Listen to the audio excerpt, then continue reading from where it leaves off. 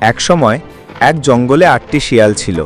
তারা সবাই ছিল খুব চালাক, তবে খাবারের জন্য বারবার ঝামেলায় পড়ত।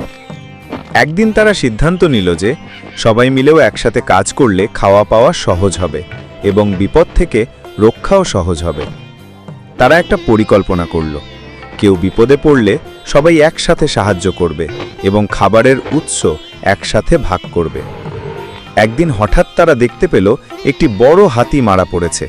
হাতির মাংস খাওয়াটা তাদের জন্য বড় সুযোগ ছিল। শিয়ালরা দ্রুত হাতির চারদিকে একত্রিত হলো। সবাই মিলে কাজ করে হাতির মাংস কেটে ভাগ করল। কাজ চলাকালীন হঠাৎ সিংহের গর্জন শুনে তারা ভয়ে ছড়িয়ে পড়ে। কিন্তু তাদের নেতা শিয়াল দ্রুত সিংহের সঙ্গে কথা বলল এবং বলল, মহারাজ, আমরা আপনার জন্য খাবার এনেছি। সিংহ বলল, আমি নিজেই স্বীকার করি, তোমাদের খাবারের দরকার নেই, এবং চলে গেল।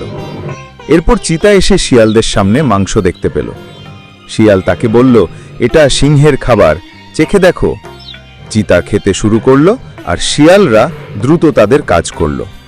শেষে সবাই বুঝল যে একসাথে কাজ করলে বিপদ এবং সমস্যার সমাধান সহজ হয় এবং একতার শক্তি অপরিসীম।